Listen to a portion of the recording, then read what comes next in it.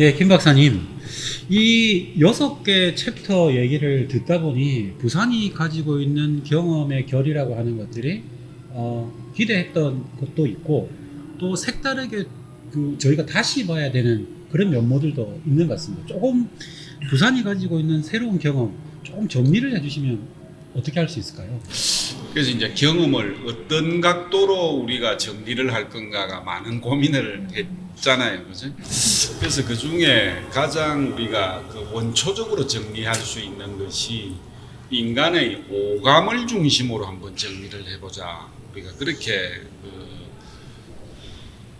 갈래를 지은 게 가장 의미가 있었던 것 같습니다. 인간의 오감을 중심으로 우리가 이 자연, 역사, 문화, 예술, 추억, 음식이라는 6개 갈래와 이렇게 조립을 해가지고 이 101개를 정리한 것이 의미가 있다고 보여요.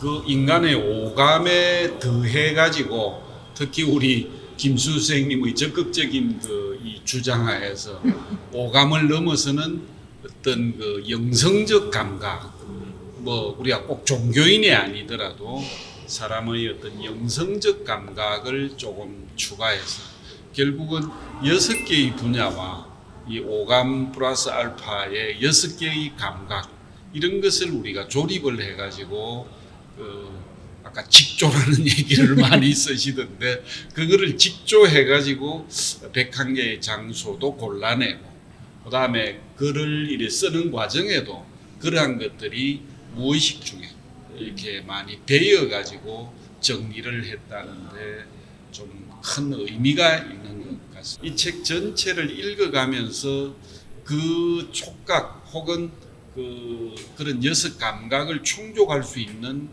장소를 골라내보는 골라먹는 재미도 있다. 그러게 이 책 속의 비밀 중에 하나다. 그렇게 볼 수가 있겠네요. 어떻게 보면 필진과 이 기획자의 오랜 논의로 묶어져 있는 갈래이긴 하지만 이 갈래조차도 얽매이지 말고 그 속에서 자기 기준으로 또 한 번 이 경험의 결들을 한번 그려보는 건 필요하지 않을까. 그러면 이 부산을 경험하는 방법이 굉장히 겨우 이제 101가지로 묶이나 싶더니 또 다르게 자동 진화 중이다. 이런 생각이 좀 듭니다. 그런 차원에서 보면 101가지에 담기지 못했지만 부산에는 또 무궁무진한 경험의 결들이 또 있지 않을까 이런 생각이 드는데요. 송 실장님.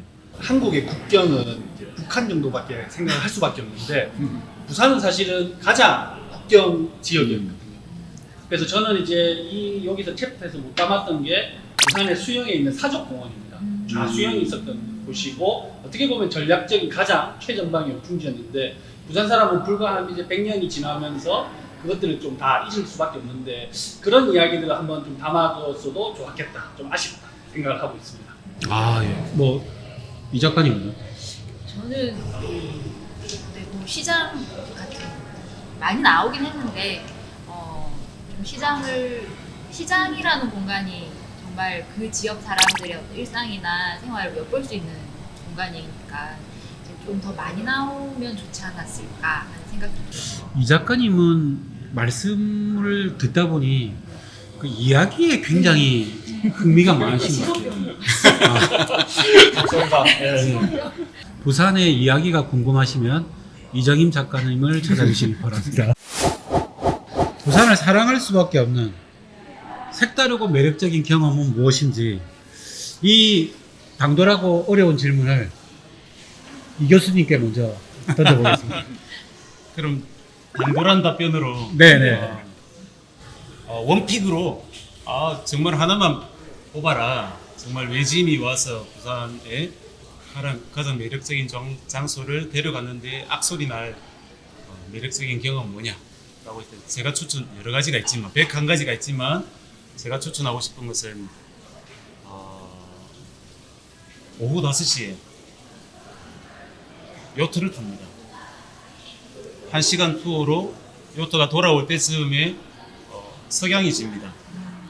광안대교 밑에서 요트가 정박하고 있는 그 상황에서 지는 석양과 우리가 살고 있던 도시를 바라보는 그 장관을 보고 또 돌아오는 길에 우리 부산의 또 하나의 마인드마크를 얘기했지만 랜드마크인 마린시티의 그 높다란 고층 빌딩을 보면서 또 다른 색다른 이게 완전히 새로운 도시에 대한 경험을 할 수 있는 체험을 하고 이제 요트를 탔던 대로 다시 돌아옵니다. 그래서 끝이 아닙니다. 거기서 조금 이동을 하면 그 근처에 재즈 클럽이 있습니다. 아, 재즈 클럽요? 백 한 가지 여기도 담겨져 있지만 예. 재즈 클럽이 있는데 재즈를 전문적으로 하고 있는 재즈 클럽에 방문을 해서 7시부터 9시 내지 10시까지 그곳에서 식사하면서 시간을 음악과 함께 보내면 요트와 재즈를 묶으면 최강입니다. 아, 해보셨습니까? 아니요, 아직까지 해보진 않았는데 꼭 한번 해봐야 되겠어요. 꼭 해보셔야 돼요. 요트는 타봤는데 재즈를 못 갔네. 아, 요트까지 타셨는데 재즈까지는 안 해보셨다. 요트를 타고 부산의 야경을 바라보면서 네. 들어오면 감동이죠. 우리 김 작가님은? 부산을 사랑할 수밖에 없는 이유는 간단합니다. 부산은 어디를 가든지 선물이입니다. 예, 산을 가든 바다를 가든 역사를 찾아가든 어디를 가든지 다 우리에게 선물로 다가온다고 저는 믿기 때문에 저는 아미산 전망대에서 700리를 흘러온 낙동강이 남해로 흘러 들어가면서 만든 모래섬들을 바라보는 그 노을이 지는 시간에 그때 노을을 만나보는 거 아주 부산을 아주 굉장히 여운과 떨림이 있는 그런 장소라고 생각합니다. 네.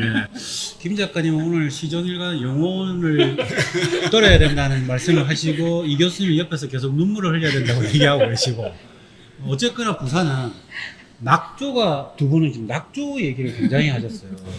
부산의 낙조 경험하신 분들이 제법 있으신데 낙조 배경 삼아서는 술을 먹어야 된다 이렇게 관광객들을 많이 생각하시는데 그게 아니라 그 자기의 삶의 영혼을 직접 대면하는 자신을 만나는 그 온기를 그 떨림을 느껴보고 가시자 뭐 이런 얘기 같습니다.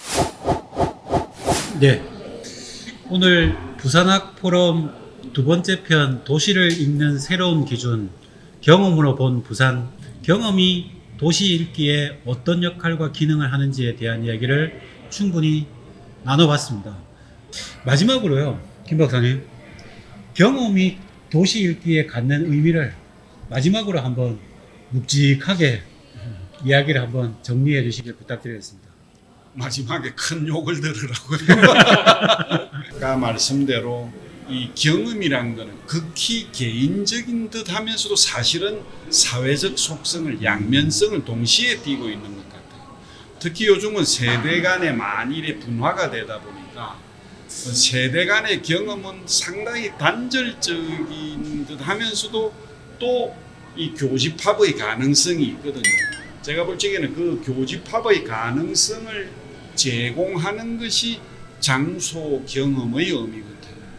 그래서 어떤 한 장소의 경험들이 그 세대가 다양한 경험을 하면서도 그 속에서의 어떤 교감할 수 있는 공통 분모를 찾을 수 있는 것이 장소 경험이 주는 세대 융합의 큰 장점이지 않나. 그런 의미에서 저희들이 기획한 이 부산을 사랑하는 101가지의 장소를 통해서 부산의 다양한 세대들, 계층들 이런 분들이 이런 장소 경험을 통해서 세대가 융합이 되고 장소에 대한 장소애의 본능이 좀 이렇게 소화될 수 있는 그런 계기가 되었으면 좋겠다라고 생각합니다. 예, 말씀드리니 경험은 사회적으로 형성된다라는 생각이 듭니다. 사회적으로 형성되기 때문에 시대에 따라서 주요하게 부각되고 쇠퇴하는 그 경험의 진화 양태를 살펴보면 그 도시의 변화 상태를 알 수 있지 않을까라는 생각이 듭니다. 부산학 포럼 두 번째 편 도시를 읽는 새로운 기준 경험으로 본 부산 여기서 마무리할까 합니다. 함께 해주신 5분 같이 인사하는 걸로 마무리할까 합니다. 3편으로 다시 찾아뵙겠습니다. 고맙습니다. 수고하셨습니다. 아이고 고생했습니다.